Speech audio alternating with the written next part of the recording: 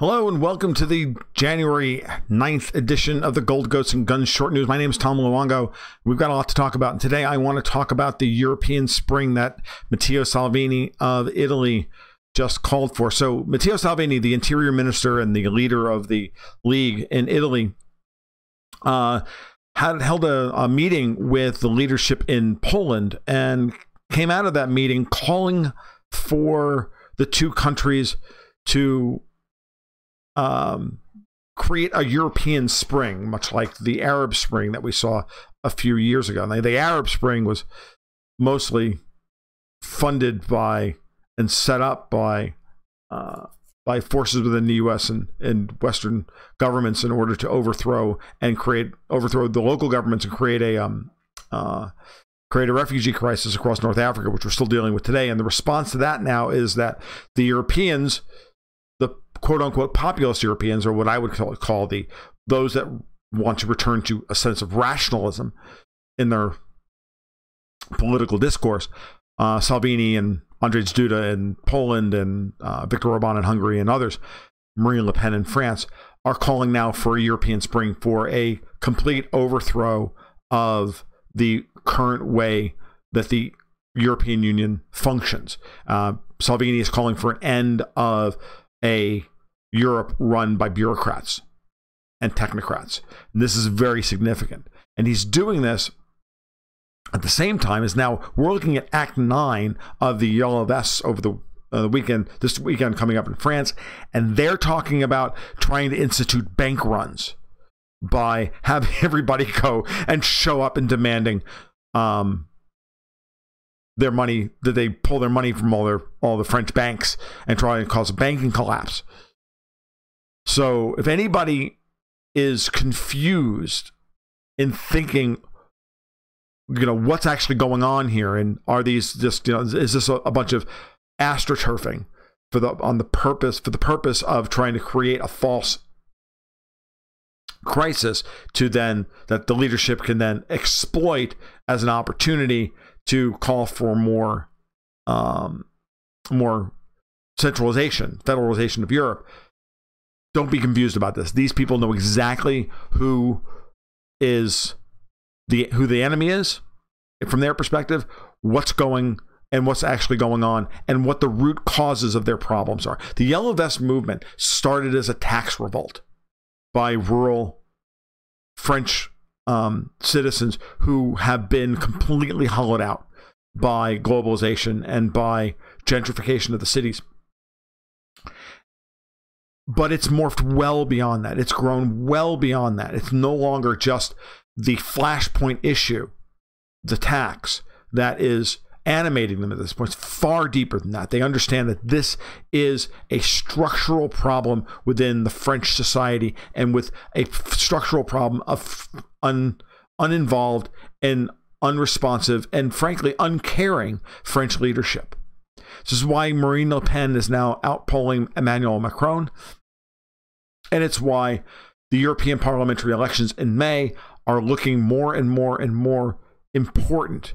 Not just because it's a bellwether for future elections in all of these countries. That's not what it's important. These guys, Salvini, Orban, Le Pen, Sebastian Kurz in Austria, now Duda in Poland, are now looking to build the kind of coalition that could overthrow the Merkel center of the European Parliament. It's going to force all the other disparate groups within the European Parliament to band together against the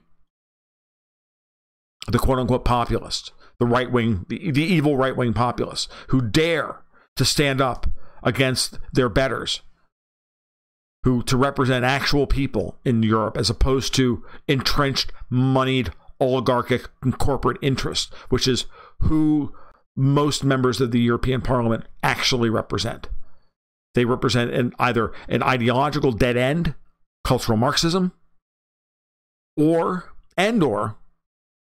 people like George Soros and David Brock, and not David Brock, but Tom Steyer and the rest of them.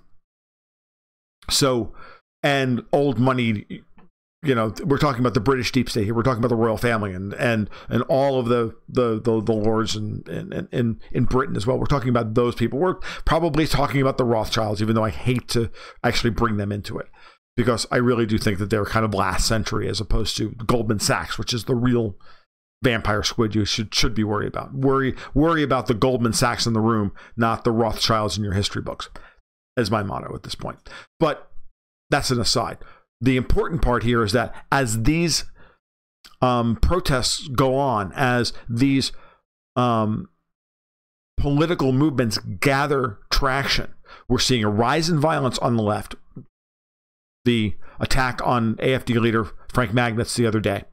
We're seeing a rise in violence from the governments themselves advocating for a crackdown against all protests. Now, Macron and his Prime Minister, Edouard Philippe, are talking about effectively banning protests against the government. This is Orwellian. This is beyond... This is nightmarish, and this is exactly what they shouldn't be doing. Now I read an article from today in Newsweek that Germany references a bunch of articles in German media that the Germans are looking to bring foreigners in to be in their military because they can't get anybody in Germany to actually sign up. That's a bad sign. You never want non-native people in your own military because they don't have a vested interest in the community that they're supposedly serving. And they can easily be turned against the German people. It's not like they, have, the posse comitatus like we do here in the United States. Okay? There's seriously different rules apply in Europe than they do here. They don't have free speech in any place in the world other than here in the United States. We're the only place that has a constitutional, that guarantees via constitution, the right of free speech. And this is why. Not that we didn't have that right in the first place. Of course, governments can't grant rights. Governments can only enforce rights that rights holders already have through the application of the power that we delegate to them. And people like Juncker and Merkel and Macron and Theresa May and the rest of them do not understand this. They do not functionally and fundamentally believe in any of that. They believe they have the power and they have the right. And their constitutions have all been written in such a way that it gives them legal power to do the things that they're doing, even though it's horrific, even though it's horrendous, and even though the people don't want it. And every day we wake up and we find out more and more of them are becoming radicalized. So I find it fascinating that Macron and Philippe are calling for crackdowns against protests in France, while Germany is considering adding foreigners to the military, and both are calling for an end to national sovereignty, while Salvini takes up the other side of it and says we need a European spring to end the Franco-German axis of bureaucracy, effectively, or something like that. It's actually, what's the actual phrase? What I saw on RT. A European spring to bring an end to the German-French axis on the continent. That Salvini's goal is nothing less than the complete remaking of the European Union in a fundamentally different image. Good luck to him. I wish him the best of luck. I really do. Meanwhile, all of this is going on against the backdrop of frankly petulant and almost sclerotic levels of corruption here in the United States, as Donald Trump and Nancy Pelosi, the fight over what amounts to an almost insignificant amount of money for a freaking border wall,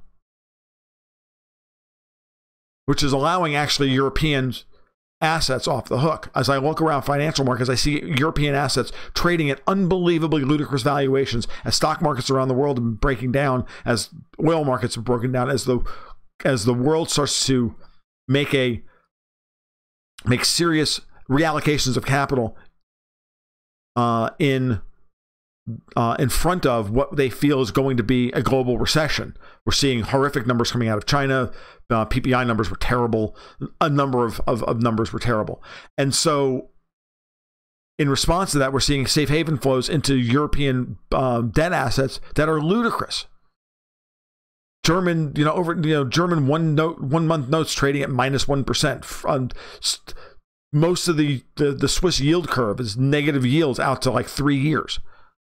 You're going to pay somebody money to loan them so they can loan out your money for 3 years, and you're willing to pay them for the privilege.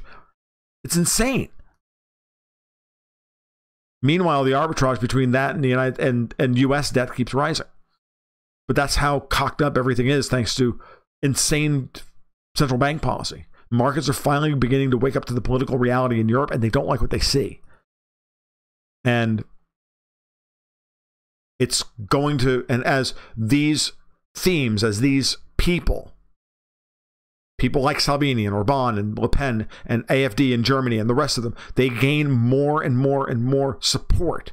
The yellow vests jump the shark. They jump from country to country, and we start to see protests everywhere. As Paul Joseph Watson put it in his video this afternoon, the yellow vest has become the new Guy Fawkes mask. Become the new symbol of revolt against globalism. And what a brilliant and fantastic symbol it is.